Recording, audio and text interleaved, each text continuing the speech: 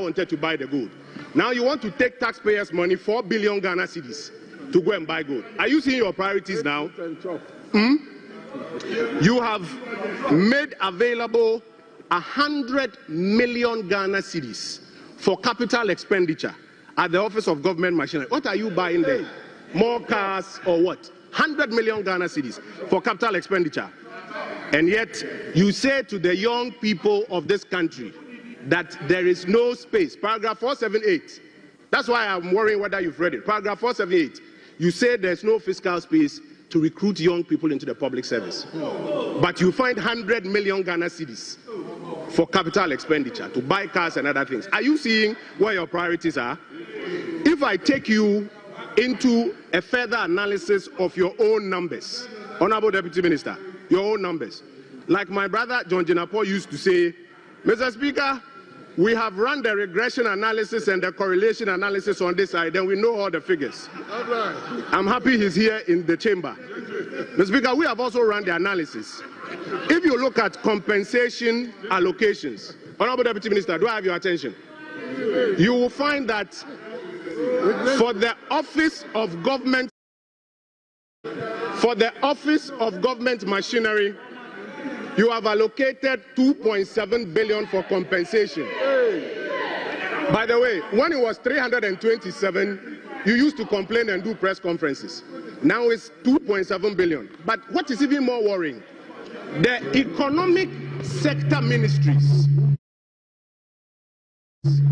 7 of them, the ones that are responsible for generating growth, expansion of the economy and jobs for people, you have given them a paltry 2.2 billion Ghana cedis. You value Office of Government Machinery compensation more than 7 economic ministries.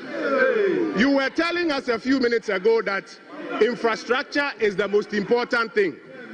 While you have made available 2.7 billion cedis for compensation at the Office of Government Machinery, Honorable Deputy Minister, if you check your budget, the numbers, do you know how much you have given for compensation for the infrastructure sector ministries? A paltry 700 million Ghana cedis. So your budget is showing your priorities. But even more importantly, I keep reminding you that the most important things that the people of Ghana are looking for, improvement in cost of living. Between the State of the Nation address and your economic policy and your budget, you have conveniently forgotten about them. Mr. Speaker, again, my brother on the other side, Honorable Adongo, mentioned the fact that we are not going to borrow, but yet in your budgets, you have 700 million coming from IMF and 600 million coming from the World Bank. What is that? Is that free money or is that your own money in US dollars? I always tell people that the devil is in the detail. Always look in the appendices and then you find what they mean by that. Mr. Speaker, again, in 2016,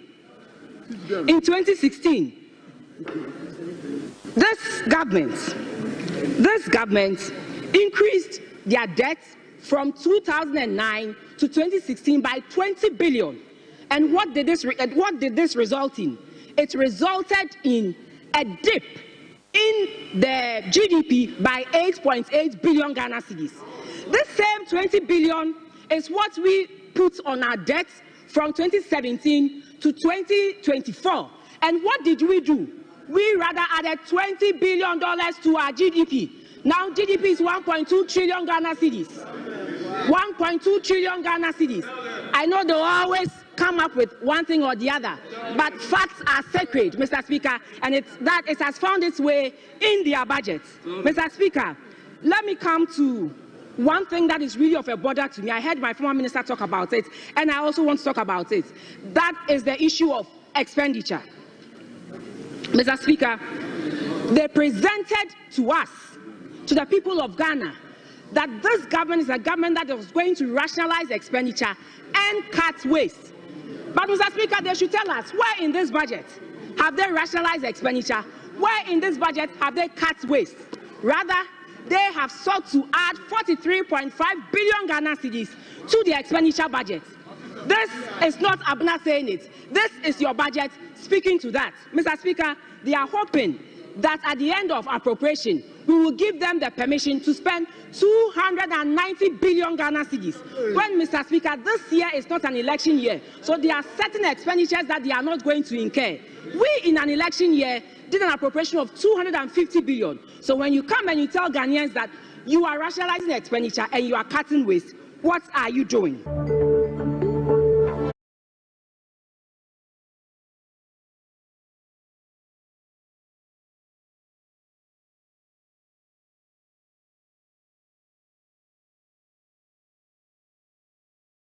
In the 2025 budget, paragraph 657, the NDC government talks of expanding pension coverage of the informal sector through the NPRA, the National Pensions Regulatory Authority. The NPP government, I think it'll be by the time worthy this to year is note over, here and by that the time your tenure is over, you will be doing less than 20%. And let me tell you why. Because even when you roll out programs as government, not all of it succeeds.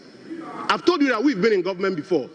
The MPP in the first year rolled out free SHS, 1D, 1F, 1 village, 1 dam. Even those ones that we started early, look at. And so, Honorable Deputy Minister, we are drawing your attention, this is free feedback to you, that you need to find more coherence between your economic policy and your own manifesto. Else, by the time your tenure is done, you would have disappointed yourself. The second point I want brought your budget. It betrays your priorities. You see, like they say, don't tell me what your priorities are. Show me your budget, and I will see what you value.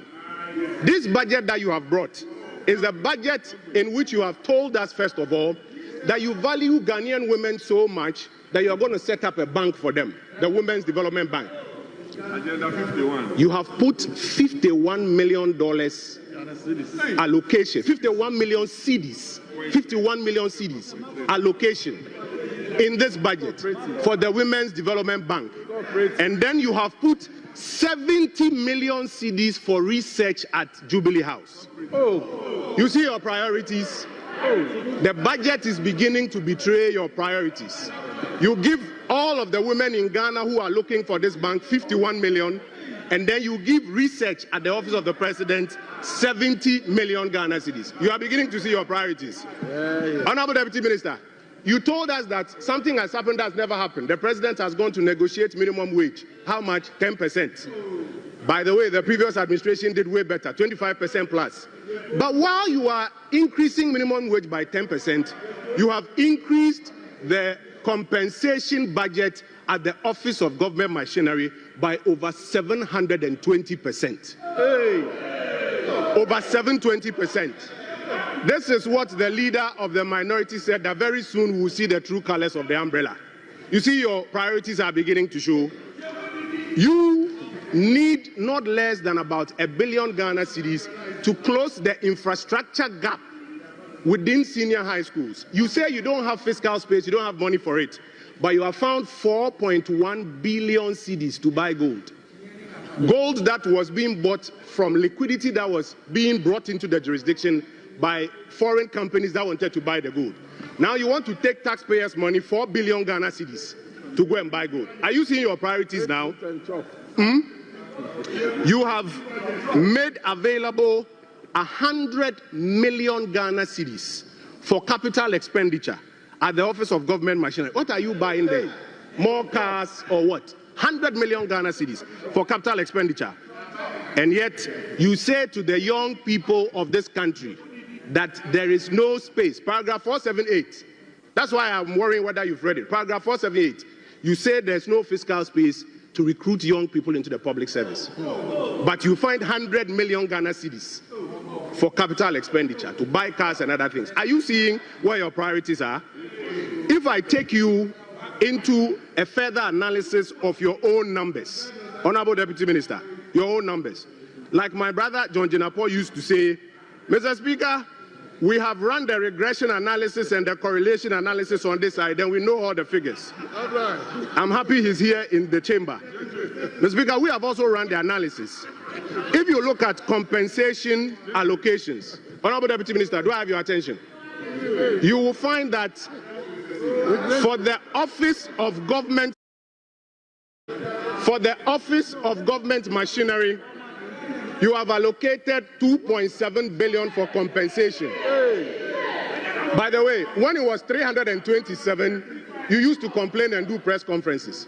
Now it's 2.7 billion. But what is even more worrying, the economic sector ministries,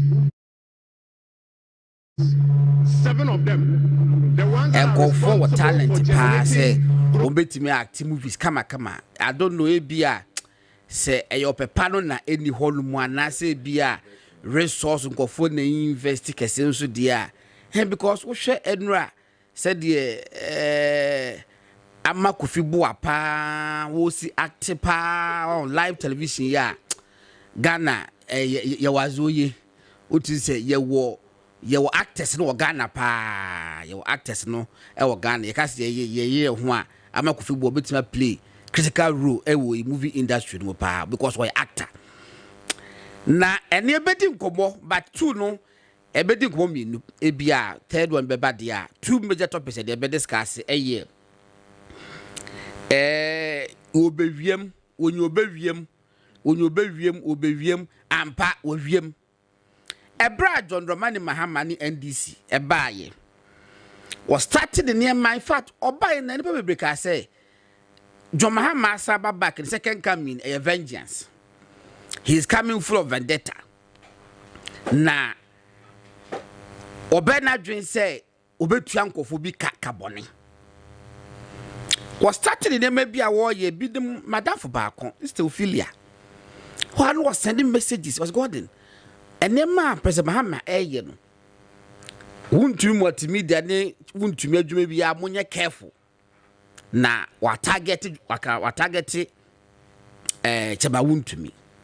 And what Miss Well, what the young shit can come in ABA was Sunday Macacra. But once a sign that be once a sign. I feel crying was Simukena. And none of part the road you're joining in a war movement in the morning, so it mean can see a dream. Na nyina ne se NDC for committee se owura John Mahama minim ade a chema wuntumi aye no wo kwa ade a wo pe chema wuntumi wompe ade a chema wuntumi pe so wo so wompe eti minim ade konti a ani bre wo ho sa chema se wo ntwa bio na dem chema wuntumi woni munsa no ono do obe no extraction water chema wuntumi woni munsa no na enso kwa obe no kwa wonum cold water no wonum cold water. He doesn't drink cold water. Okay, yes, dream. You see, and I never make crowds with the open salon also pay. On pebble in or ban doma. A hard drink a crack. A brand now we are president 2013. What said that government first anti-galamsey tax force? Not a mount to more company, if any hands on mining. Utu any scene so. As she excavators, ye de may be China for no more come with my money company. Would deport 2 million. I did the pickup be a reach a 7 court, not a buying edica, a buy could default. Yes, na Abusa for every more honor for your better say, Amakufibua. One day press conference, where press conference was so soon. Adenya was share video be na video be a was share no so there. Video no share say any kind video, any kind footage so. Old videos be such a mawun to me campaign for na contact mining. Year juma our forest. And I must place it on record say, South Forest no more can concession in the mawun to media. Now so boy for over 2 years, omunya juma mpoda. And call for akosi achire akodi forest that is a galamsey ibi. Amachema won to me on record paper wo ho bon wan kasa cho krata koma forest commission said they go fire assassin in ye. Regional security for say they go fire assassin in ye. Etimia public misika air reclamation. Where dua kube not less than 15,000 about 18,000. Obekas na wa wo concession so de. Eye den obi ti kwa galamsey wo so. Sa mo pa mo nko oboase Anglo Gold na multi national company no mo nko hwe you know wo mu pia na fe say ya wusu ana I think kwame wusu mehwehwedin no galamsefo ekoto hye Anglo Gold Ashanti asase so concession so eye galamse all mama Anglo Gold close down many pa 5,000 lose some jobs because of galamse. Yes.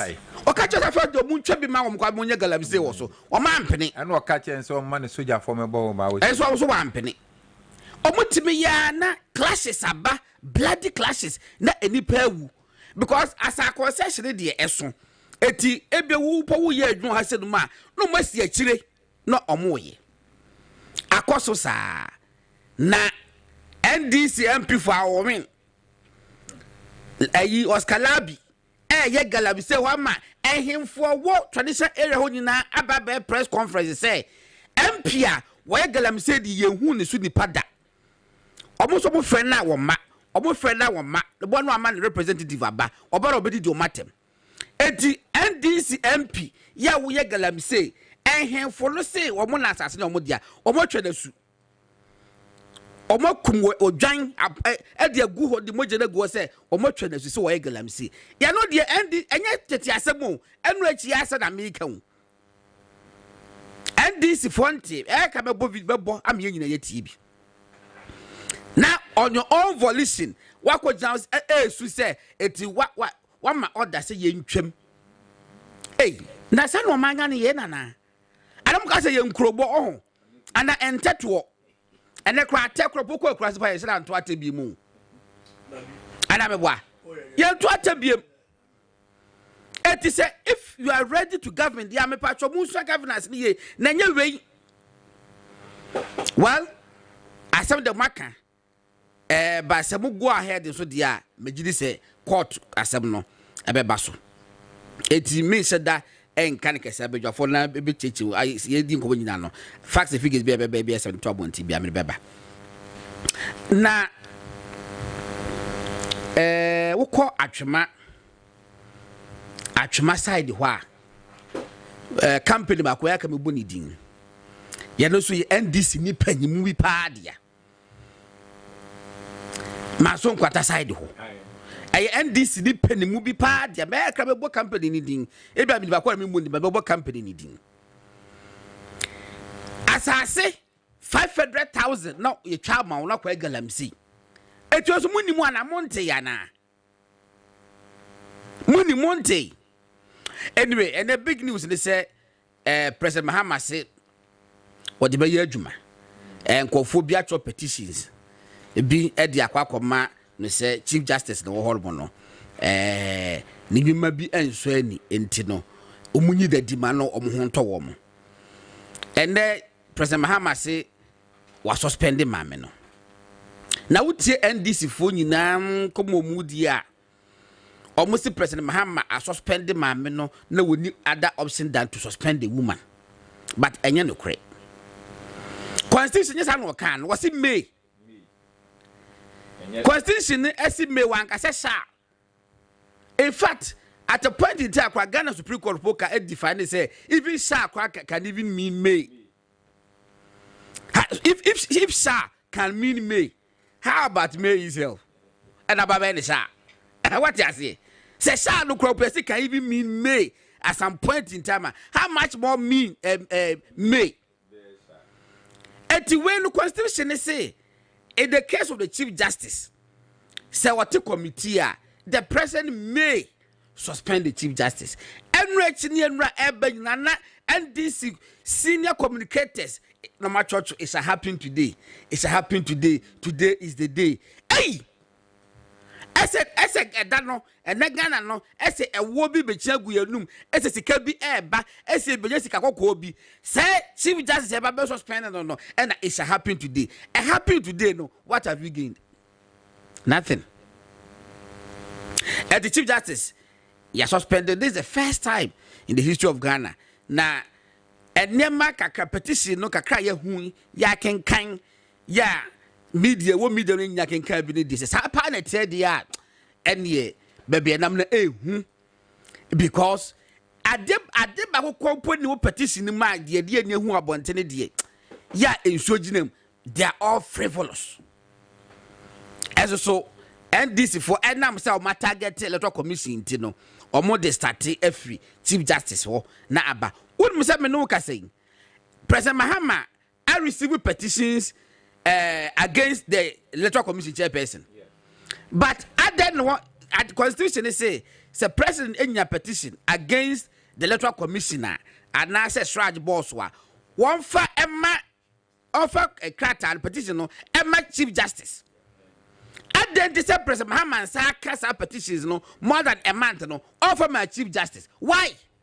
Because when you say what the chief justice shema petition no nyansa bi anim etoba tu atwene o shemu yon say no ready you want to me establish any problem for case against the electoral commission it is that ya yan twentwen so yenyi na di wi a and I suspect by e kwabesa akọkọdo minim say will be a active position zabra chief justice no ya suspended the keke now somebody is in active capacity ya obetimi yes animal in full capacity as the substantive chief justice ya kwa hwɛ no be Supreme Court for determination eti what they are to wo twɛn say ye ni oji chief justice dia no what the favorite bad ya now what the petitions na man was monko na munko yi Mrs Jean Mensa edi what committee ya what ye say ma hu the committee chairperson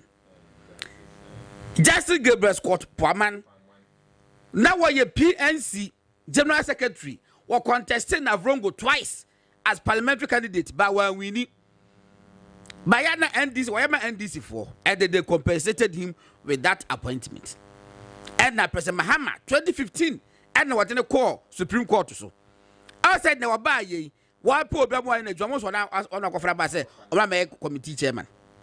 Okay, enti na yebedi ehon kobo. Enti wo de men kasa kese da ye hwe na ye fa enkobo no ehihye so. Mo amo e bacho teman huntumi wo ye okay. Se mo amo munim ni din no. Ni din de mu friend say huntimi to no minima de kra e be minima de kra e be timite de mo kama koma ento but ma che wodo. Ma said the message be aba be gusa say de ma etese ya.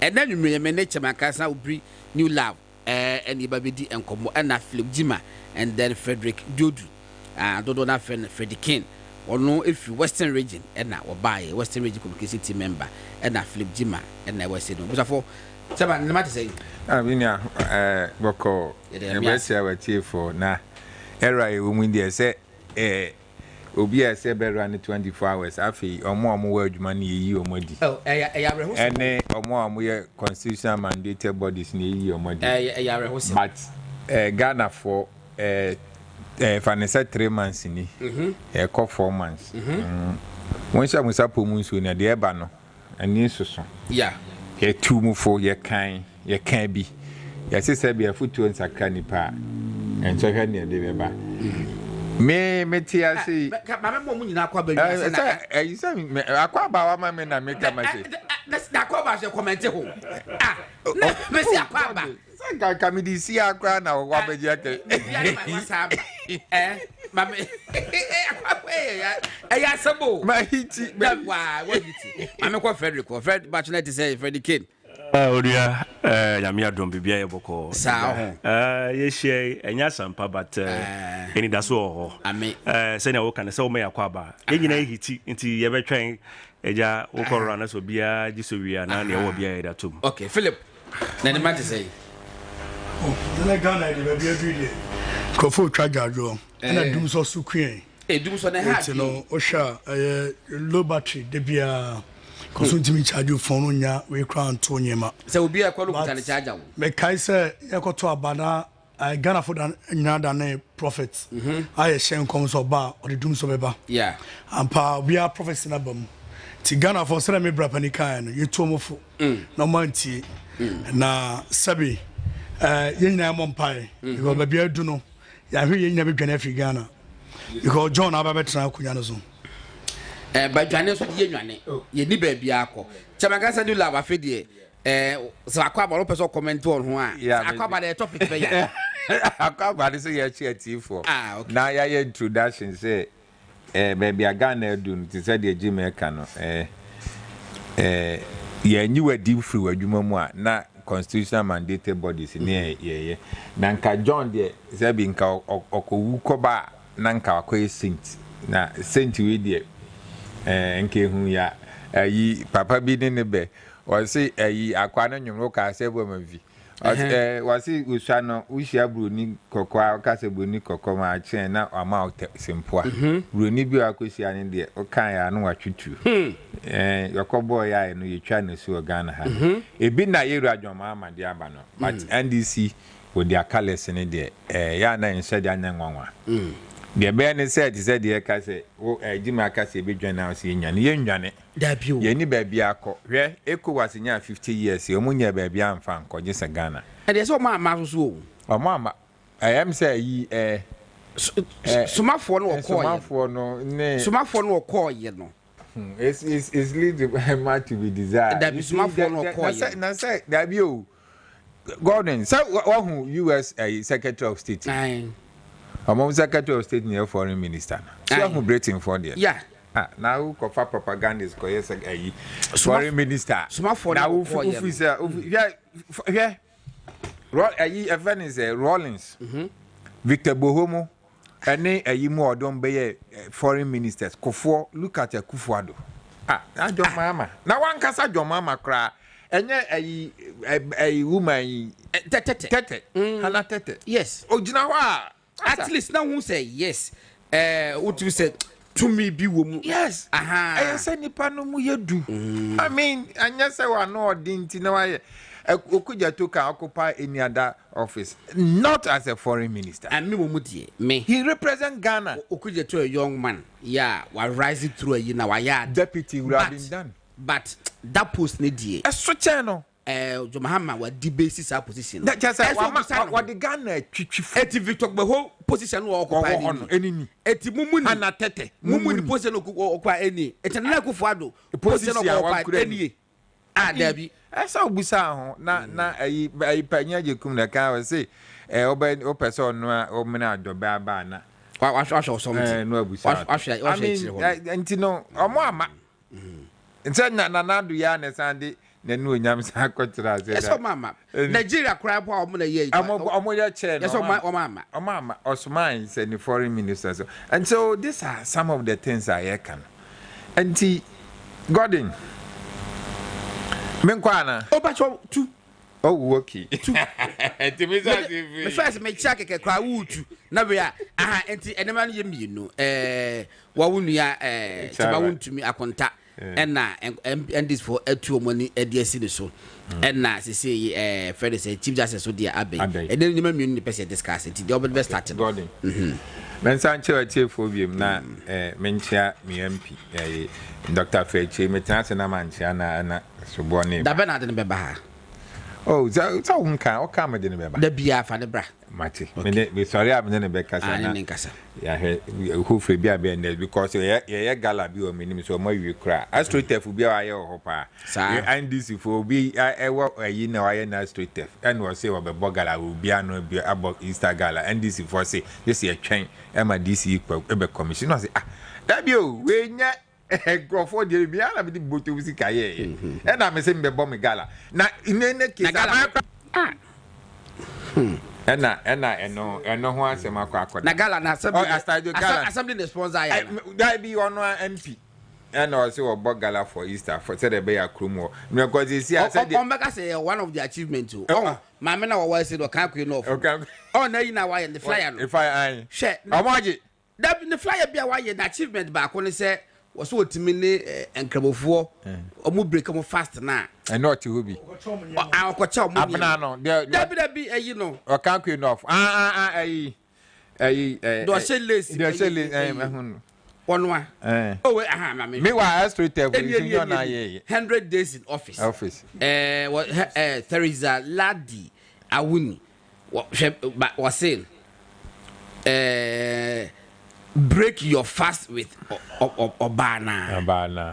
100 days achievement, you know. Say, for a year, yeah, not be breaking fast. And I donated paint to some mosque within the community. Paint. Achieve 100 days. I don't know. Now what the war? And it's an NDC for donated food items to Muslims during Ramadan. I don't know can't quit for pay. Or can't quit enough. I know not Ghana for penny a cotton haba. And you go on. Men call a contaminating. Automatic whole street. Where a year illegal man near back room why a friend can see. Or my obey can once him. Now, go down. Jago be nearby state of emergency. See, I either free Ghana this year no. Don't cast it from my last year. You see, I mean, comment is or more. And he said, state of emergency no. Now, what is NDC Deputy General Secretary in the kind or mine director of operation? Mr. Van Bandin. What has more kind? Or say, who should go and declare state of emergency now when foreign investor be never. Okay. So they knew. I'm a coffee boy to say in the bay, the slangs be say in the free economy no. What say who declare state of emergency? Na you say for Japan I will be say. Oh no, I'm a coffee boy. Yes. I know no parliament I know trouble go for. I want one. Nyaminsha no my kwatente. And me. Na 4 years and I said 3.5 years na can and what. Na ebedru 2026 na ya sha share ye tiasima be politics no near be ye campaign akwesi 2028 no I think said they will go back to Ghanaians no makwa akoka adwuma o ma ye ne nsem o mo kan ne e fa akufo ado aban ho ne MPP ho ene de o mo ye ene questions ye busa o anti illegal mining a e wo Ghana ha ene akonta mining Kodon, ye can obi anka say untumi illegal money. Dabi. Ama Kofi Bo ye the press conference and was say akonta mining akoton the concession bi ama nkrofo no mo de ye illegal mining nya akonta mining na ye illegal mining. Enti en revoke the concession na da man no. Na concession ye mfa nchichiu. Untumi tuya aka. Otua sika ene ye man no. Anyway, akonta mining so be court. Go down. As I'm in the fapem in say, Sir, a boy forest one. To me, and your president, and not to me, your parliament. Ya de, Sir, see, I no call, ye say, ya my mining, responsible mining, our forest, parliament, G2 moon. Not to me, so ya miner, not aquatic concession, and concession one fine day. Concession na yes or the aquatua musical so go to good no or on fan kodua kuku ana minimi one fan kwaya dey in any case okay go down 2021-2022 Samates sa company no am team wa boy hon yeah Samates was doing illegal logging akonta man in the report here Emma Forestry Commission Emma beye de nkrofo se wuntumi na akwura illegal mining. And I contaminate this statement by a press conference say. And yes, I na 70 na some matters phone boom and illegal logging. Because concession on any dia. Emma president then Nanado became almost Nanado clear wuntumi. Yeah. Yaka ama Kofi Boa better na won ka say wuntumi a enter forest ni illegal. And as I contaminate enter forest ni illegal. But there's one thing so Ghana say it business I say. Businesses are separated from their owners. Yes. Business as a contaminant no a registered company no. Why uko emrema oye nipa oye living being. He can be sued and be sued. And a lawyer for no more man no more refuse no man. Asare-Bediako. And tisa kase wuntumi nam se woye director of the company nti wuntumi a etinka wuntumi te Ghana na ye ya amanyoso nka ma nye bi because we businessman na woye man nti godon ena okọ report to Samates ena Samates jai illegal logging okọ ye no okọ forest no say enkrofo ye illegal mining enti forestry for ne aban mo amene empam wo mo nya reclamation letter ne da ha no yeah 2021 want to me a truck command say that is regional security council say or person ya reclamation no e wo ho ana mo man kwa e man ye say ya ka say ankrofo na any case say okwachi obi e wo obi concession so no was nipa na ton man na first point of call here the police the police crack nipa na was on no say what ton you we akonta na ton man busanai by interestingly assassin almost say obi abodi say akonta obi ye adwuma akonta ton man ye no enya akonta concession enti better no ye no ye forest reserve and the better na akonta enti ko busa forest commission for and na god don say akonta man ne kra ne ton ya and then na mon friend directors no akonta man or managers more direct na mon from so mo say krat we Jima say wa beto asase won ho what to asase ma wo na ton man no no so busa say receipt am de ma we and for na this come me yes o confirm ya na chese afana ni edi nkomo o da wo ti wa ba betra so no wada no kisi aja bin e na wo na TV so ankwa no ma e na o tonyum na wusu nko na se ye de adwuma ama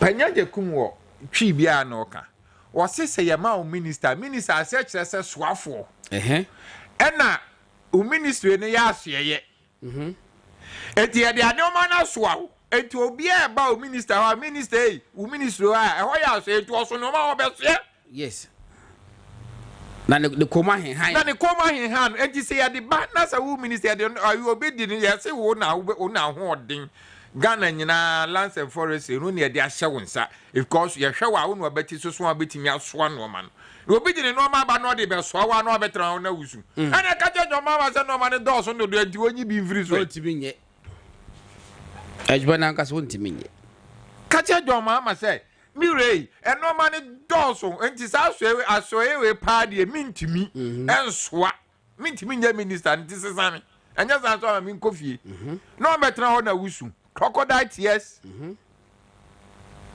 You stood in parliament and insulted a certain president. The dinner term. Poto. Ubi obeyed 8 years. Obe kramono mako. Omoji akonta mining. Amose amari revoke the certificate. Illegal mining eja Ghana. Dabi. Only summer boy. And now also waje akonta mining I revoke fairness na eastern region, central region, western region. No, Asante region, Savannah way.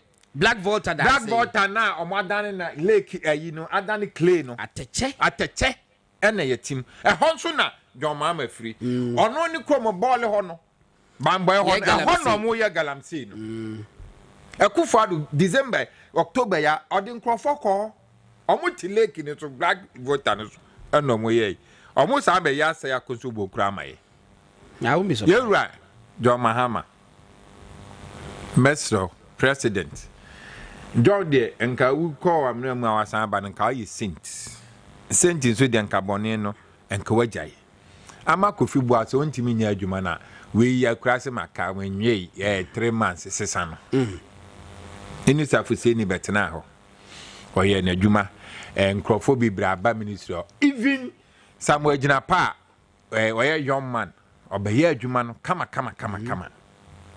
enti se ama Kofi Boateng ontimi adwuma na monsesa no enye crocodile tears a wo be hye o hye na ka usu ye na ka Ghana nso nyina ate na ka illegal mining nyina jai enye Western region one na yekoto a friend is a crow a forest mu anipa over 10,000 ti hono amushe forest mu just said New Jerusalem asase fofo all man of you cause say ebi so oboli o ebi so na say hono de dollar power hono de say why you are here ya udu anu atuto suru ni bizo jare ala o because Black voter o yodo be ko so ho yeah enti na dia na ya me ya ne say god in there be answer me try of so anamaka say CSO so no sa civil society for me I never believe them sa ho me ni omuni god me ni omuni ne ante dem ana papa bi e betena yi say e fe ni say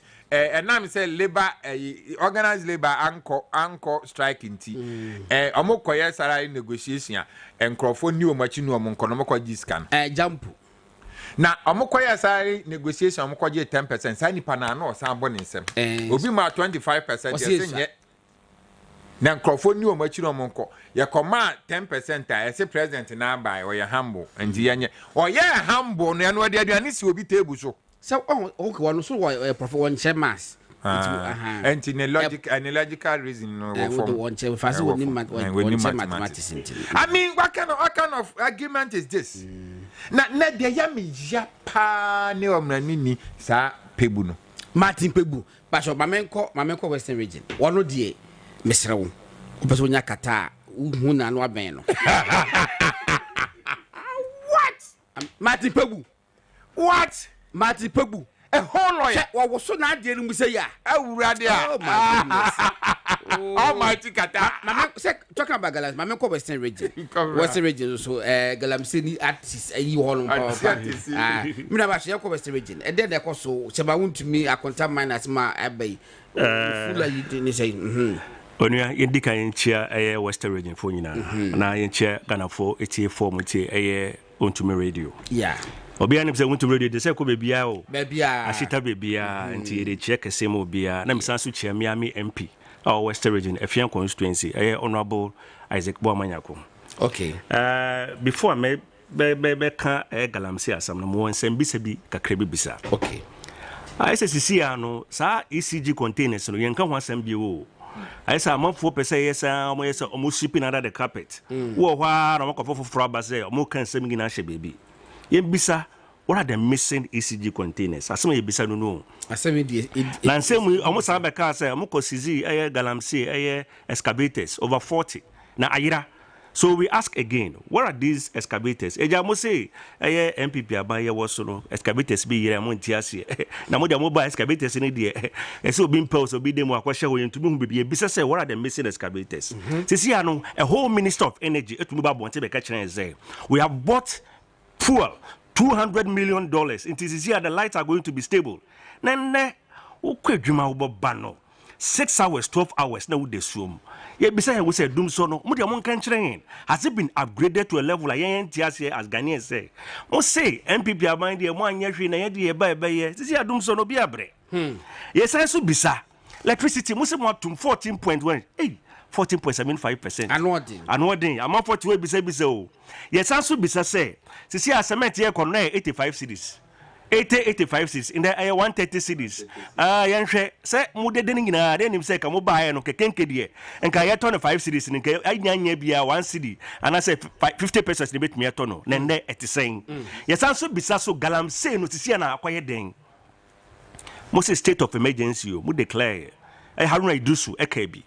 Amma Kofibu and they will be see Amma wept. Ghana 1135 Amma wept. Now Oba besu ababe seti president ababe seti agenda say me soon ti Ghana for no mu ye mobo say ade o ye America wasam no eye me ya mutimo mua me na mo nyusu obia oye enimnyam ni a o Ghana wabo ne bra ye fa ne scapegoat go unim say chama mutu media wo kanu na che say Ghana be obia ne me ti chama mutu media na say akoye news diversionary news we pay diversionary story eja story wo de ban ne enu ara mo start here it is tomorrow. It is happening tomorrow. In the Samijan Fumina to Babon, say, oh, it is happening tomorrow. It is happening. At the entire, on my Chief Justice.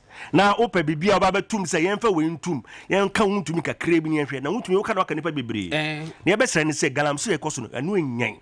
In Huancasankasa. Sisia Casano, a forest reserve, Ghana, as a country, every baby in crown, to me baby to boast as forest in this country.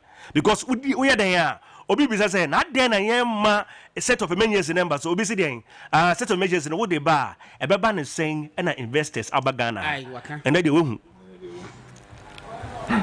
amma ko fi bo wo gina parliament wo to twabo e former president Akufo-Addo from Mr. President, I'm not happy, you didn't perform, you didn't do this. What boss I join in our parliament? No, Ramahama share when he must see send a brenti or born home by the Manu, a lands and natural resource ministry. I quit me up with Jumapa. Na de share one, sir. Ya de share one, sir. Won't be a baby swatching. Who swatching a head? Who swatching a galanty jay?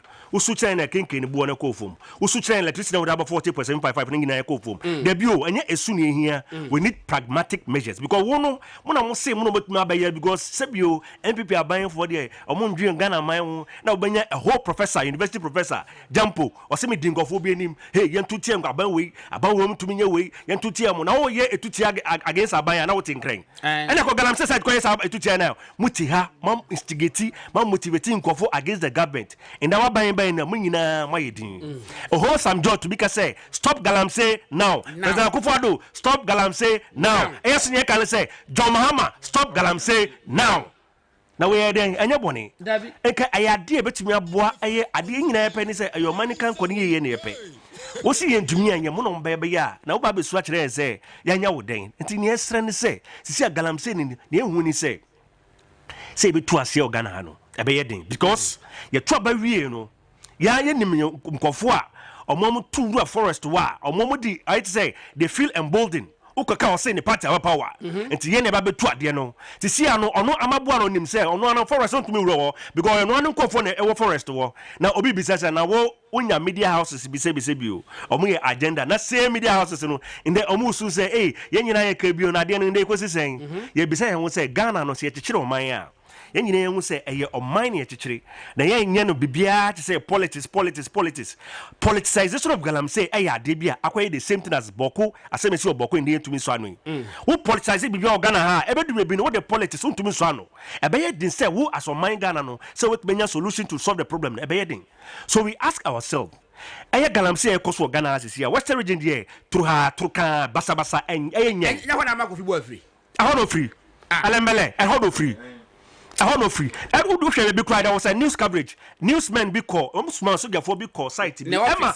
constituency executives chairman be the name say I'm the chairman for the constituency I'm the organizer for the constituency mempene Emma most stop boys no omunya galamsey under this government na yet here hwan na ba be ka kire say MPP for na galamsey na ndisi for the omunya galamsey mo be ye be free so mo say oh ukọ galamsey na MPP be phone nyina na egu site omunya galamsey and the moba mo nchi omo na ye say mo chi omo so a mo so omo ntumi nchi omo Nesi nyina ni ayamwa na galamsey mu ana moye but the truth of the matter is ye ntumi mfa bibia anya politics e wo Ghana because galamsey no a high risk a more of terrorists or motorizing oman no we need to find a lasting solution to stop us ade no say na utumi ka kire nde say ye no ya Chinese for na ya deport omomoko na mo dia mo ba mo prosecute omo nde obi be kire ka kire say oh da bi o China for na ye chi omo a ye ba mo akọ na Ghana for mum na ye be to omo no ni ade a government of deceit, lies and deception. You tell say, "Won ya wo ye no." Enya dia onim say untumi nye,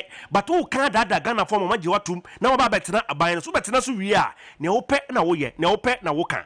Emen na utumi nya ebinim te say, eye Felisofosu kwache government communication wo chire ma untumi nchire say na wo betuma chire because on sade ne kwa wo chire mu enye yiye nchirase bia ni wo ye tie ase enye yiye. We are asking relevant questions. You say you want to rule this country, we are giving a country to you. Mumbu o mine ni enhwe na o mine na mumbu yen ka say no mu ko ye bisa mu question say na ade we no mo say ye ni say amwa na mo mo ye ndie na ade abo o mine na obi atoto kokwa na say mo my stories my stories intimate warden na dio galamsey ni de say galamsey ti say boko issue say yi politics film na nyina ka say ye so no na ye kwetia ye betumi akwetia but say wo ye say wo the politics be bem say na mo ye wo da kwetia abaye twam no ene wo so de ne de be ye bubuja because unya no because boys ne de adwuma no wa mo bi na wo so the 24-hour economy ba wo ba aye alobi be ko adwuma na pa ebi be ko adwuma wia ebi be ko adwuma na jo na Ghana ni ye na adwuma fefefe obi afa na adwuma for the past 7-8 years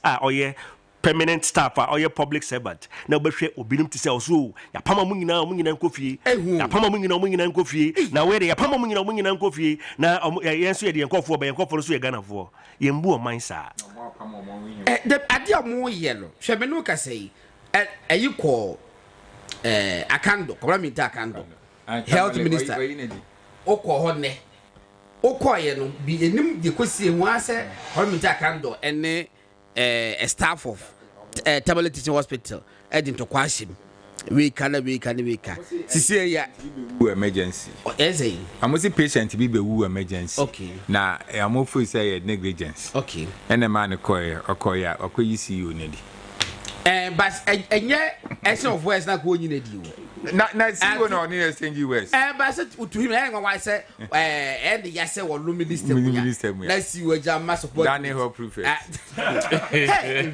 Time changes. It's for the king. And I'm what saying, and what one was he? Banya can say Galamsey, dear, ye gusu, ye best a bino. Send a moka say, stop Galamsey now, dear. A drum so, almost stop it.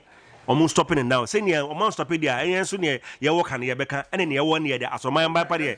Ye better gumneo say, oh, Guarantee and Yaipa. But I didn't know yet and run and then no.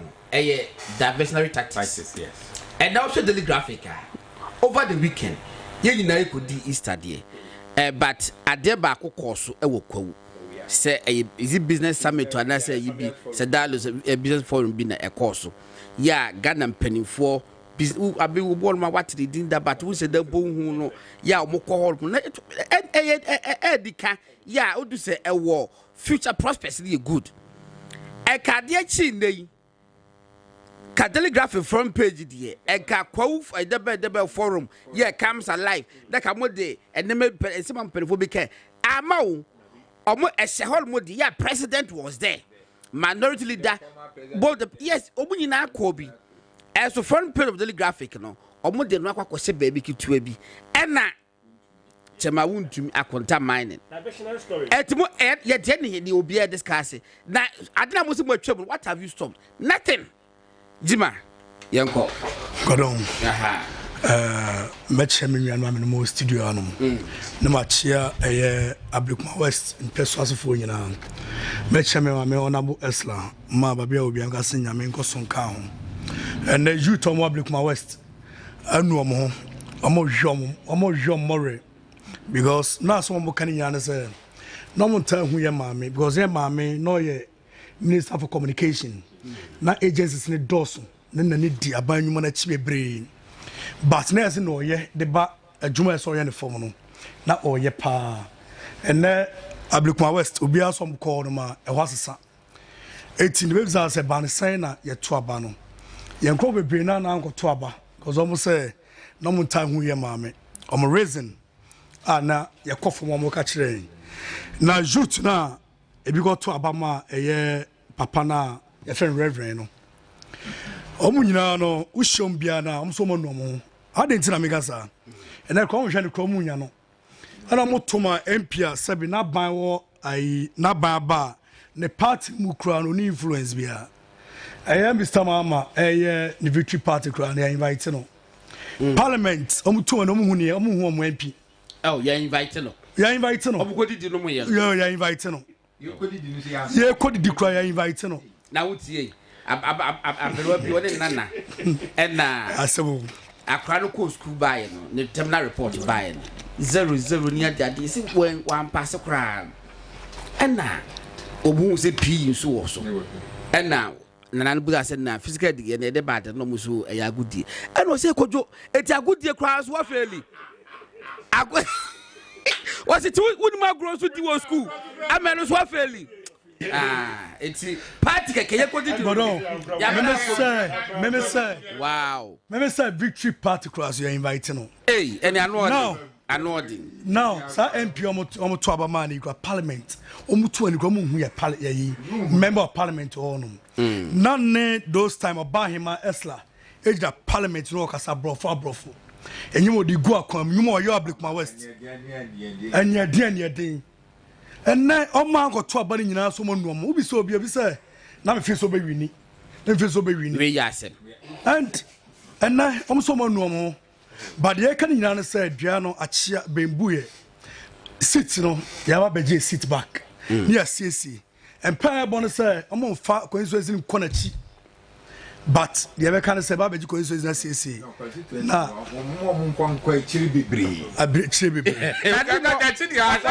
I shall reverse. Not Momo Massano. Mama said, be brave. Almost now, my son so other the hardworking youths of Abrikma West. Almost Bajuma and my partner. My baby will be a Yamisha, Momutime, and my chair, a chairman, William Ano. And my senior minister executives God on Minia and that Ghana may I feel say a year NDC first some near for PNDC no Omo na samba I think somebody here called dark old days and you may see Sebi na freedom of speech it's so na democracy city trust ni nyame course no me sure so no masa graduate mo dey ko I dey tell make sa Mr. Mama 100 days in office aye period bia Sebi untimi kwa express wo ho enka wasem brand me down for crack ujina because it probably saw vice president taxpayers money di tuanika ana meboa ye ne ehwe no na Sebi na me no ga say kwa ye ma me vice president kwani baby o my update en cash brand ko pisa question na esi apeke no ranking member minority caucus ebe kabon te be kanasema near I marksmen akonfie ni akopeke no ze akopeke no now on me won nyumam government oh finally aneka me go down o me dem put say me fa say appointment o me fa say me on say covid buy no ebi mutimi adwuma working from home it's me say me a journalist with extra duties at OSP Ghana for and I come report to me oh okay Ghana for some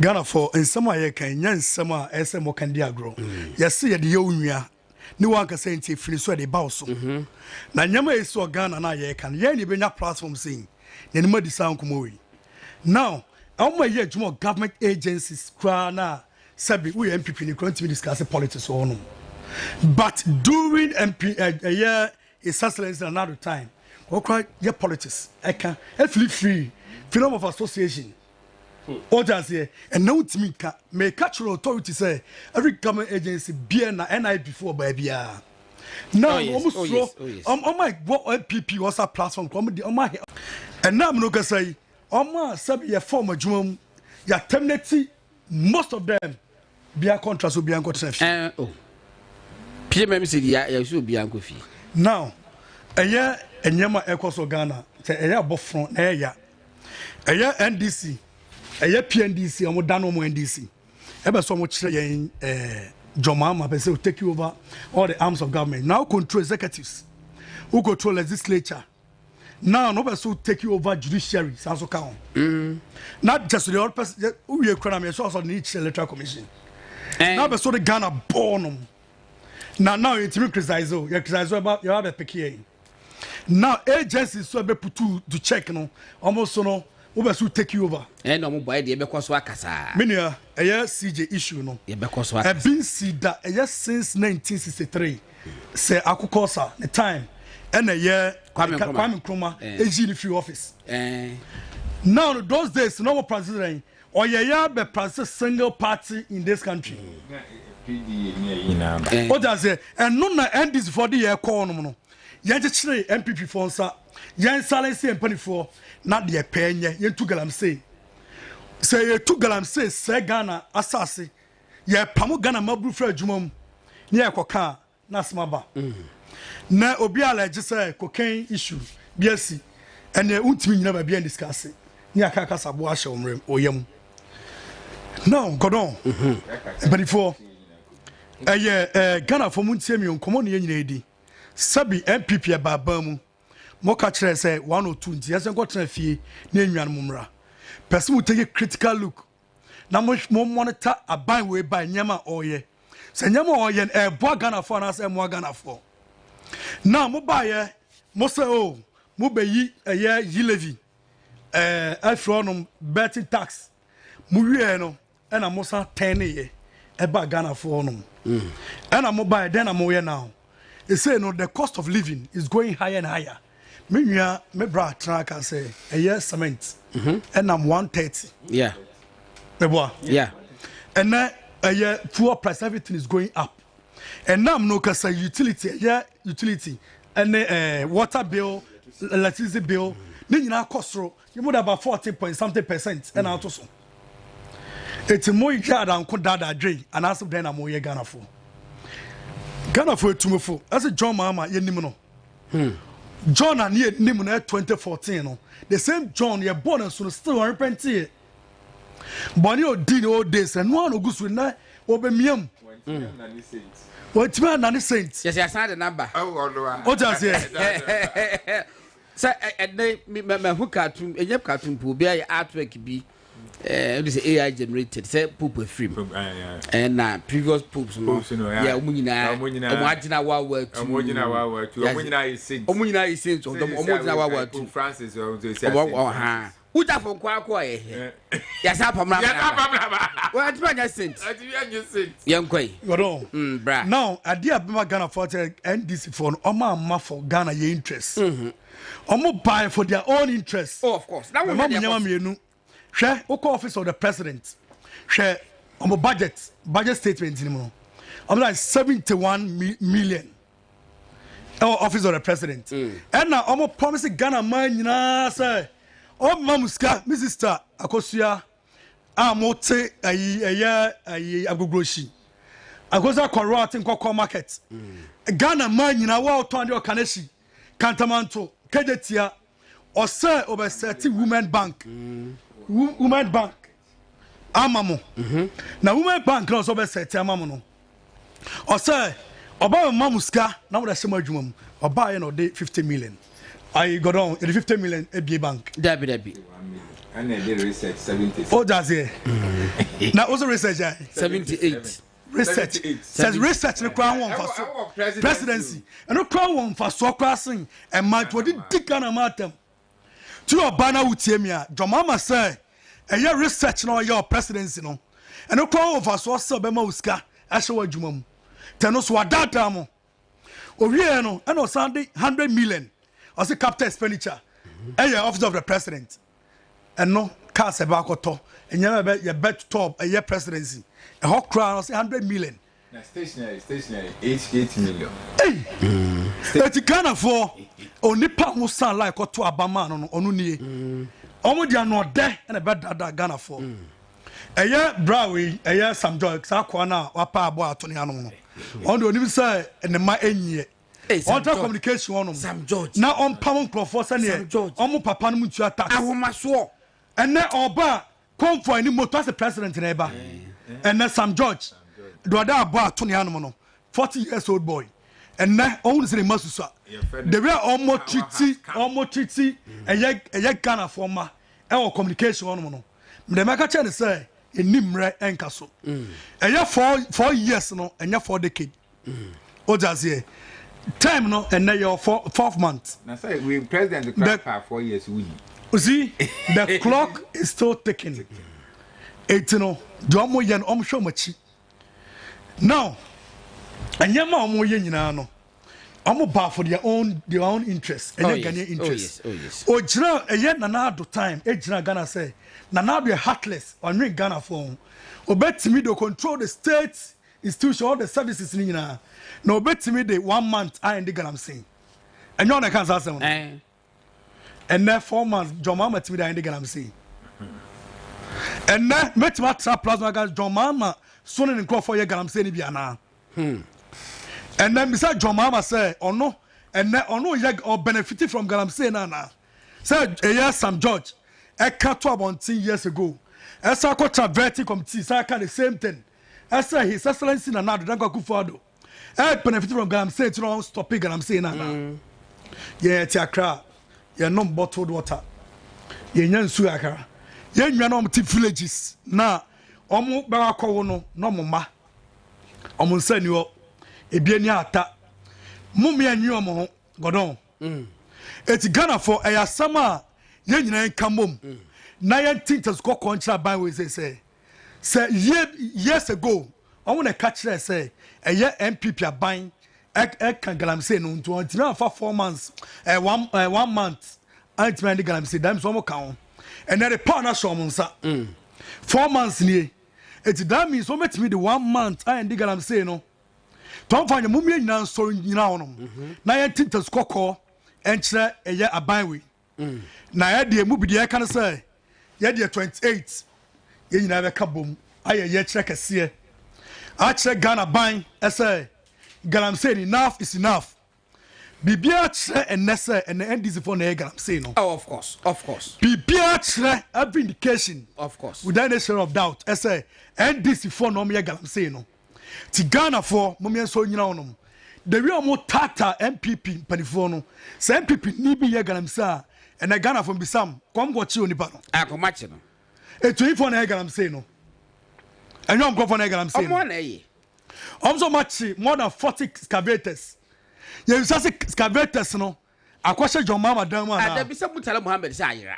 Excavators no. Excavators in the crab system no amulia galam say no. Of course I tell you, I'm on Kwan. A brand new excavator. Excavators no. I catch you me will be catching me. I'm winning and also no contest excavators. And it's in the kind. I'm winning your excavators. Yeah, Pano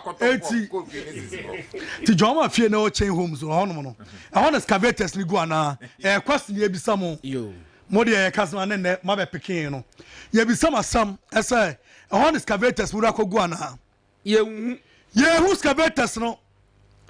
NDC and that yari 2 million shamusa and then Mr. Ama say parliament and I said more to him. A year kind of saying executives social more to him and now judicial so aboso the border power ni nyina no yes if I cost of I'm saying so 2 million nyina no masament and ton 55 cities ko yan time na 85 a year full no manemra form power near the mama na mokasat mo say sami je fi enko mo ye demonstration na mo copra river na mo nam other places here press conference asin sunani akoko na dani ateche and nam cross on timi chiwo eno ne ye ka kiram say e ye Ghana first mo so mo dwen Ghana one pa say mo kan na ene mon solve that problem ai me that say ye kan ye godon e de manu si no obi kase obi kan say aduane so onuma ye nkasa to what it means is na omo yam kom and omo personal interest it's on be dada mo agi to me all right mo me nya so nyina onom na ye put aban to check esa de be call PNDC error all right abuza for ntiwe ye Philip Jima MPP communication team member was saying the morning so did de abano na ha aye wutumi radio 95.9 program ni din di Ghana about Monday to Thursday 7 to 9 p.m. na chese ya sorry so na high sense for the yenye mudeni muye buei almost 28th April to 8th May we shall another 10 days and na omo esan promo kese pa enti no was say refrigerator kese pa to dia ko na kotobi we the promo pa no mo o matete ne ma no see hwi pa it 28 April to 8th May 10 days na wakokoji we free kese obita from 0302 555 0000 high sense the whole Ghana baby ano omo enti no me this year can be high sense wa won baby kra omo tabiata kum so de bacho bema why America kra no wo Supreme Court judge is a Supreme Court judge kra mpono kra na Chief Justice na mpo ya ho na si ye ntime de na waje nkwa na aba de fa ne sa aje kwa de den ya et waje nkwa aba waje nkwa ene tabiata kum na ese cinnamon ene turmeric ne flaxseed black pepper ginger ena jinsi nyina no ahyemu emma eti freezer 243 686861 0243 686861 mamen kamfo gastro mixture emma wo say wo stomach ulcer and typhoid fever so hawa wo didine se wo tim se wo yem so ye wo ya ana wo didi to say digestion en kosu ya mpacho do here any gastro mixture menso plus mixture and also emma wo munya menstrual pains no menso plus mixture and my kamfo e dia ma prostate enlargement na ewo so ana wo so na wo da oju so saa 2 hours bia no aso so kwakọ so ana eno de do be here a prostate plus mixture and I will be here. Obitiba call Kanshi Nana Boache Heba, whatever community, one market, Ekus pharmacy, Ashama main station, any house of drugs, La Paz, and no more. Obita from 024877 8899 024877 8899. Yedi enkomo na yeba go Chief Justice ade ya John Dramani Mahama say was suspending no and utie wo mo commentary na the man ye worry they say o ma hyehyɛ to say if we ha ekwa ha and na omoka ye say dun kete no aka and ba ko we buy almost montom boko this just the beginning na the airban they say ye be ko chi friend say electoral commission chairperson and the 2 deputies and also ye be you mu na edi and na we can like joke on be yen so but it is the way I did Chief Justice. Yes, and to no free why because I say at the end it's matter of law. Yes, it I think say said ebia say Catholic Bishop Conference for ne Christian Council so be can be there and they made in fact minimum Ferric my sabra home Ferric ye go Chief Justice what there menu me that say the credit woman say the judiciary is under attack. Yeah, of course. The judiciary is under attack. Na you can't judiciary ayewo a lawyers ekukudam. Yewo retired judges. Yewo civil society organizations yewo the clergy aye asofu any idea. Some they all have confidence in our judicial system because of senior running the judicial system. Senior after the Kwame Nkrumah episode, the way we have been able to run our judicial system, we have been able to build some level of confidence, of course, in our judicial system. And yet, baby, you don't know. And a dear judiciary subabe politics. When you look at the rule of law, is the 3 arms of government. Executive, you do the law implementation. Legislature, lawmaking. Judiciary, law interpretation. Yes. And the judiciary has always been an independent body. Yes. Even though what president now be there's a process where it has to it's obey Chief Justice, there's a process it has to go through. So yes, Council of State it has to go for Parliament for approval. Yeah, it means it's giving you the checks, the 3 arms, the first arm, lawmaking, they also have to give an approval before the Chief Justice is approved. Near to your and party full soldiers are NDC for Omoda and Najo. Sorana do 2 a.m., 3 a.m., and over church on Facebook, social media, all over. Say it is happening. We are taking off the Chief Justice. Yes. And I am there. Let me take you back, Winnie Gordon. In 2016, it happened in Kenya. Uhuru Kenyatta, Eko Yebi. On the point of the Uhuru Kenyatta, and say 2016, Chief Justice no one here for the Willis Mutunga. Papa no na can be a few months to retirement too. Sa year na June 2016 no call retirement. Uhuru Kenyatta debi mempene. No pama kwa no. No ko fa akwa bi e from David Marago said dey be see so Chief Justice. But when ni ehu onu Uhuru Kenyatta eko election 2017 no e so mo court na when dia ma no na Kenya fo mo nyina sorry say hey Chief Justice free. What this means in say we your company let's say the 2 minutes and you feel like this frivolous petition, baseless petition we catch them say me amiti say you obi ti say Musa Dankwa aka kire Ghana for say mako oman ni nyina akoye research ebisa Ghana for na nipa dodo a eye percentage say nkra menua 60 something intro in that Musa Dankwa intro 52 can I intro because Ghanaians Nankasano, how many Ghanaians are interested in the status of the Chief Justice? No, but let's say at the Punyan sending 62%. Now, Ghana for Wokano. How many Ghanaians are interested to know? Say, Mami, we are to Hono. That be now petition, Musa Dankwa, whom be. How do you formulate the question? Now, Unia, in petitions in some of the in Udasam. Near can say, near can say, in Ghana here, the judiciary plays a key role in our electoral systems. Of course. In 2012, you call Supreme Court. And judiciary and a way. 2020 NDC, Muluso election, Moduko Court, a judiciary and education. So how do you want us to say you want the judiciary to be controlled by the executive? Because we are there, Samami Mujinua. he is going to bring Obia Oye aligned to the NDC, aligned to his ideologies to become the chief justice. Yes. And it means in this way, you want to tell us as a country, say, Tiziano, Sebu, legislature, Yamudia. Who executive? Na yan sound so for judiciary and pay also. A day cry na wo pay. Supreme leader. Owura Yohani Mahama. A day cry na wo pay. Supreme leader. Because Ebisa will say, Senya Obeye, do you think say is going to inure to the benefit of that? What is the youth of this country going to learn from this? Mamu in the born in saying. Also suspended no. Now we committees all for me yo.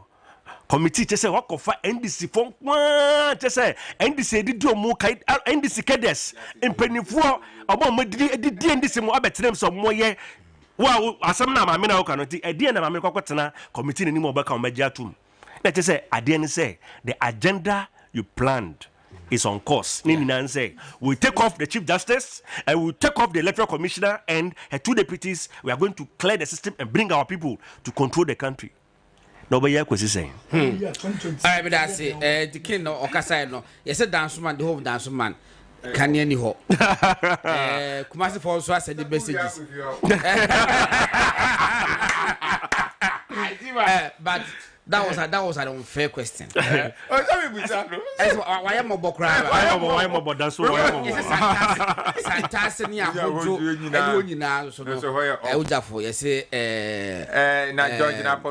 Angel of Darkness I visited George Napo. Young Mr. George Napo say containers that were here. 101 if I say 1,350 containers. 40-footer containers. Update. George Napo. I was here, Busa. You were update power.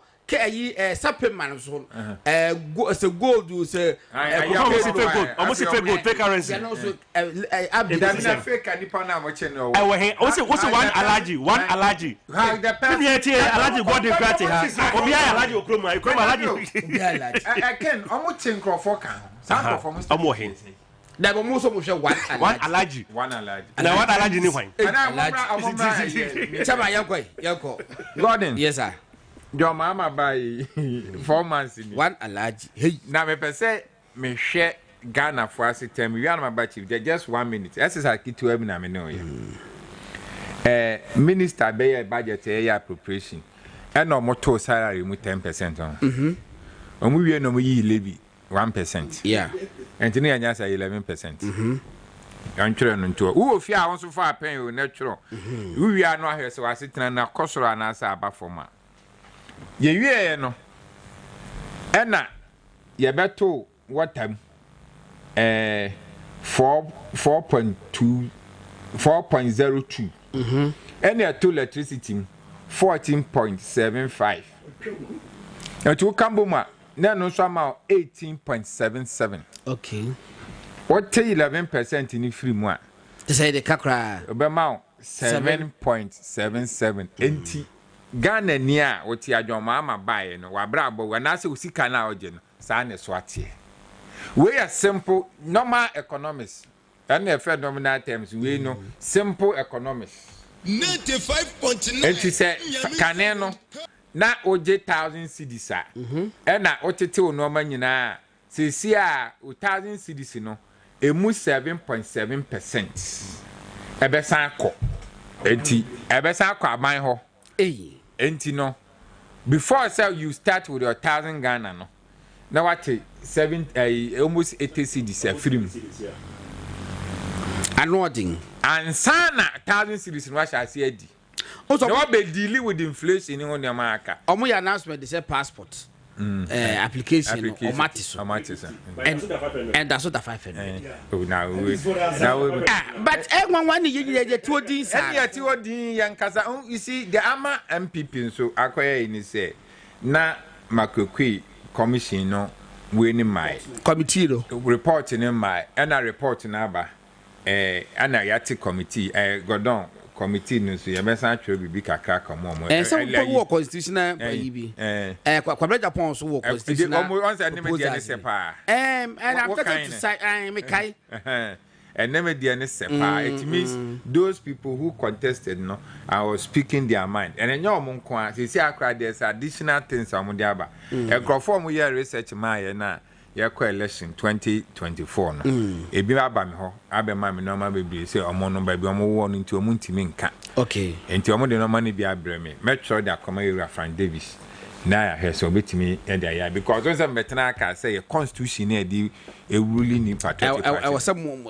sacred and I think say party no majority voice no accord that direction until na ko beja policy wonu say was suggest senka yen to presidential first and dem na nya adwen okay go down the time na nya adwen say to presidential first and he presidential candidate it means all those people who are aligned to him are definitely going to win the dance extreme elections sana be your home sana be and a competitive democracy no and you say a quiet one-sided. That other side will be people. As I say, come mashi. Exactly. And mama, we are bamunti at the constituency level. We say na che, e be do regional na che, e be ba national na che. And to be an me say we push ya, minya be she. In the competitive democracy, you see. New Patriotic Party, God on, Messia there party you constitution as a unimupa, Messia there party you mupa from 1992, where Messia there and Nipa no man antino, actually me a dear. And you know, say, your party no, anytime we use a power and safety call one side no, near your problem. Okay, don't worry, young call you know. Power and safety call one side near your problem, but we use a power no. 50 45 both na party ni jani na so esa and the country esa dey say be ya obi enya ni say exactly say obi say the representative wom enti o ya aduma na oni so oba at least me nuani because politics no go down whether you like it or not say nipa oben wo mu a ya na eboa chance say you stand afar anything America say ewiase bibia it is a from the topper it is not to other people's benefit I say back one side be 70-30 most 30 for and only one of your dance for in 2024 ewiase bibia mu asori mu grass aneti it is vibrancy no who say MPP no ntimi nka obi nse of course obi abeka na adwen enti mo obi anya ne start phrase or na obi anfa and the general secretary declare taba but say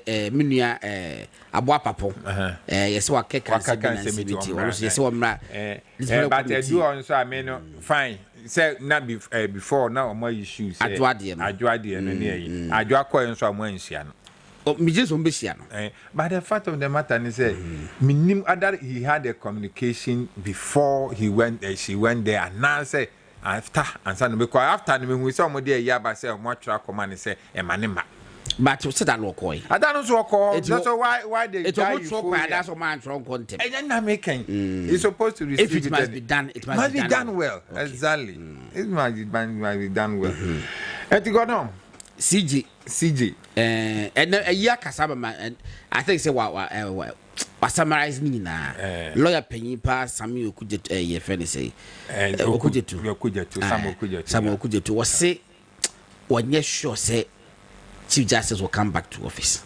Yeah, and me that's where said I was it's not sure because John Mahama aboni tibu pose was said that I did acquire see I'm was suspended no there's no way she's coming back when I'm starting say Gordon Chief Justice talk on Mpacho say who will be here now so be private meneno kra committee no for resign won yeah for respect of the committee omo frɛ no kana okra o kwana ka the resignation letter because omo madwen say ombe pamo irrespective of kwan be for defending who be an but you say who he is done does not fearful or something at least one so can asem. Oh, of course. Or can I say to be on records? Though ye being kind, but it will be a guideline for posterity. Now, Obinsu Kotina office wa na ohunso hu kan be fa so we conducting ho.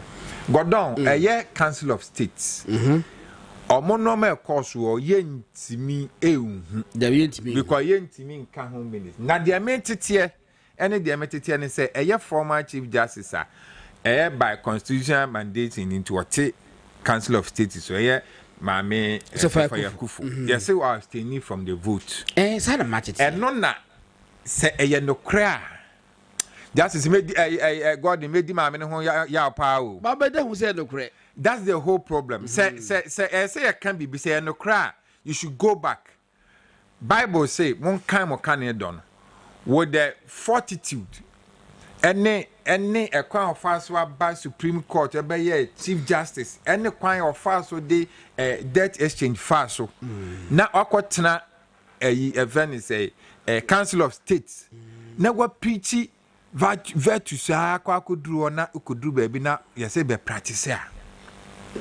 Now, they say now, Becca advise us on the matter of law.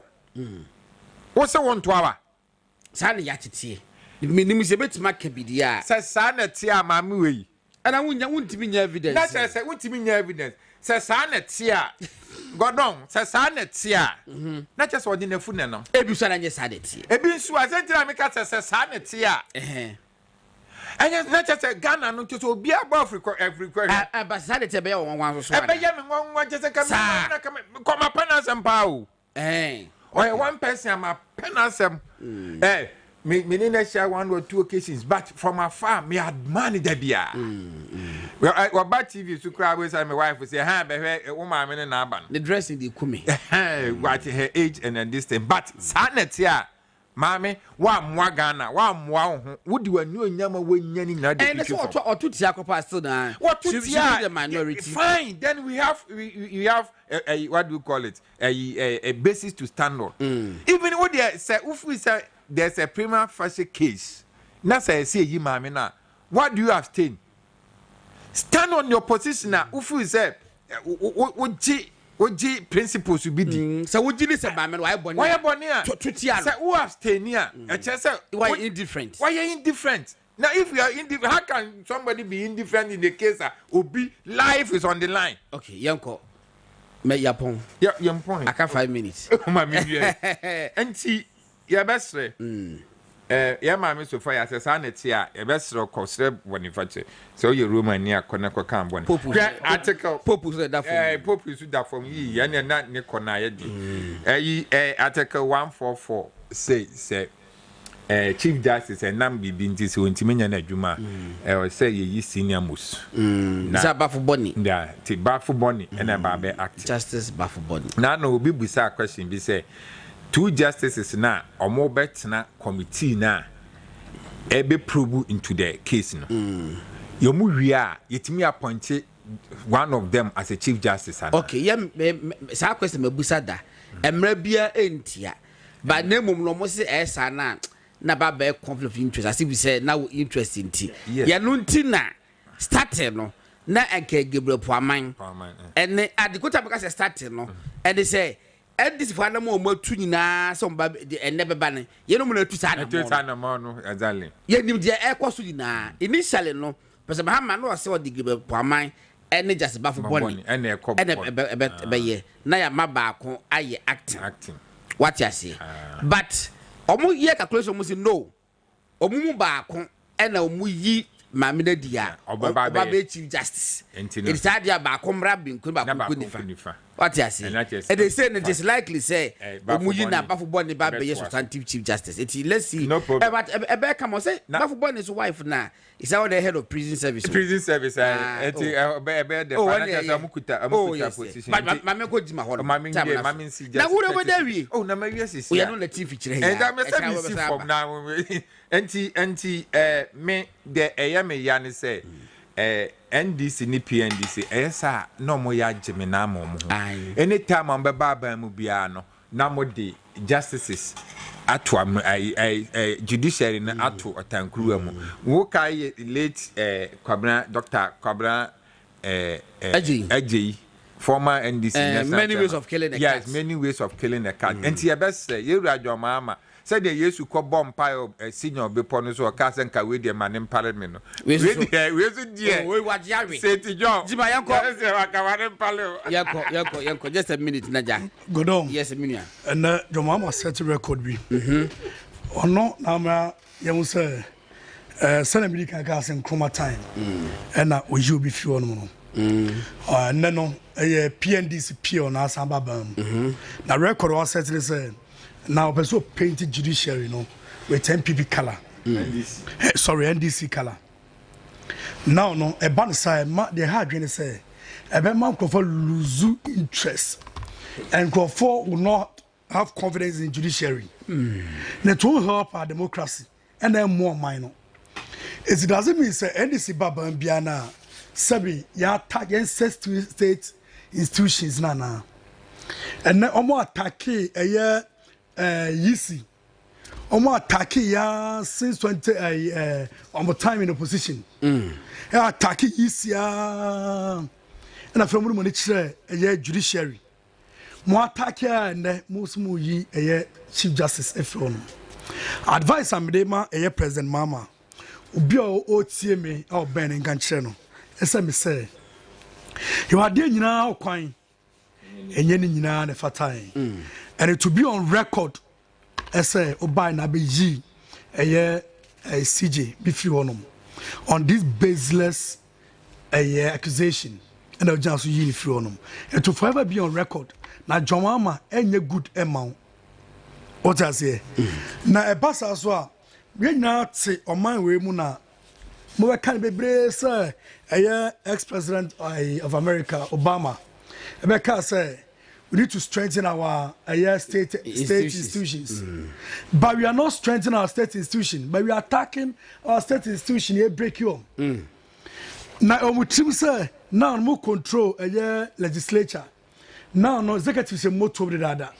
Judicial legislature say moto. Mo na mta majority. Now no judiciary must also affect akala na NDC kala. The Ghana for make a chemunyana and say utie me now to trot room or to taxi na utie na Nigeria me any 2 year diama Mr. Mahamano mon shadow the 2 no e babeye any the ono the 2 me apaka no ya shadow ni nyina babeye na obi ete me lane so e ka say almost 30 year kra no omo fra say bomb man kro no Abrante be by less than 3 months a year Sierra Lezos be alcohol general. Hey sir, nobody the actual after we got down is legal. Me say Sierra Nipano or Minister of Communications.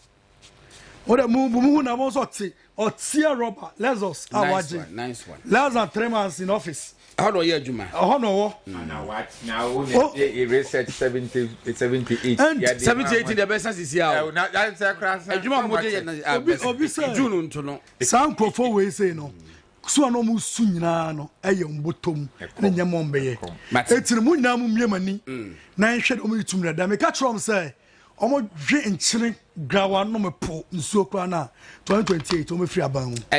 You former member of parliament for Asante-Achim North Ura and the Apia Kubi offer with the Medina FDA so na media sama to him offer mesrew unimra why youth organizer for the party that why a member of parliament for party no for several years why former deputy minister that why former deputy CEO I think say Free Zones Authority President Kufuor time party na yibia ma pa but edru ba bia party ni say ye nyina ye ku benkuma ofa susutwe ko gina nifa etoda you see ebra mo ye members of parliament or parliament or ka say President Kufuor do enyi finance minister wonyi no o kasama party no make say in the history of the party no I will say omo etimu semani monyam say mu save o man Ghana ko bebe na data na tension bia na eba no that singular act na members of parliament few of them ye no e boy President Kufuor do aban no me bo waba so say na wusi kasa ye no positive defiance kama ye di impuntu ba but me no ka say party ni say there's a particular media house and nemo mo yetia party no emwa eto modi a yaba directive about bonte say e obi oye MPP ni bia me enko omo fro amen ko until say omo be sim kro be ka asem nyina wi ofa wakọ ho baako ese mprinu adwumre amenu kase mase hu flyer se nyame adom ekina obekọ ho ofa to be ese unim kumbi wo ho se unim kumbi bre yakujaw wo ya ho bema bebra yakujaw o ena wo yiri wo sanso a eni yebum ofa be jisi unim da meto pa unim da meto sa ye kan se wo yiri wo se bebra eni yebum enye fe enya kono se former member of parliament ya we lawyer penny na party ne ebetwe wabo say say it medeka in your own interest me pacho asema wo ho obeka no obeta kan ba bia in fact ene kra boy frɛ ene wo fa the roof frɛ no pay e ma no kasai e wo akonta mining ene ma ekoso ma wo che wadwo legal brain no o my public education yes rew enye sa wo yesei na enkwara mienu su edi akira na be dia ma party no na be dia ma party nti de ofa mesrew enye defiance bia na a positive eba eto de bia hwe ebra na ekofo kan ayim oba ne be oba da be ma ne be ma da ni ade Dr. Kodwa Ferijan trade bi meko ese meko hwehwe and was say any human rights matter. Dr. Kodwa Ferijan Troy was any human rights matter. Na human rights matters na babon abawiase no ya edru o first na ema education na ni obi akwa na right to education. But a year cafe ma ekwa nya akwa so musunko enko school ni bi no was ewiase nyina enya mfaso say ema eco school was cited be for examples are sa right na aba say ye right is will be enye bi obusa say enti say oba ne oba da 2 million years to come say next year to come emfaso ben na e de be adasa the whole world what you say it of a mesre radio stations nebu enye pro MPP media house kwa na say enye oma na efo na abekọ enye na atu na abekọ enye wuntumi na abekọ enye movement a there are other media houses a ubetimi akọ na waka wasem kama nto fa we dey mesrew yesi ntu panifo abonte ba de we dey mesrew fa cha me say makana abonte I think so we say be boy nyina obi amapon no yeah manim say what is intriguing kan say we yes na say omo a young guys omo asisun fi say party no say no start attack wa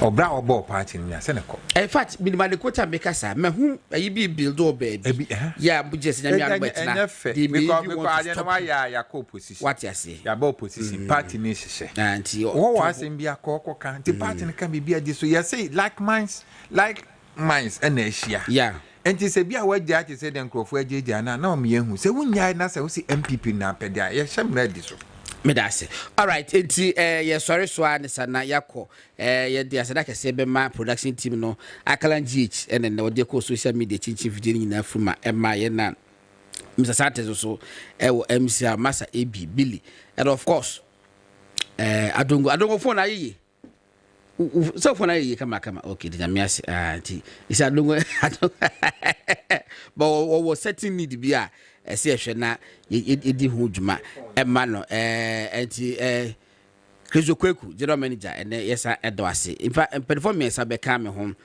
chemakasa obi new love abeka me ho Philips Jima so eba ena Frederick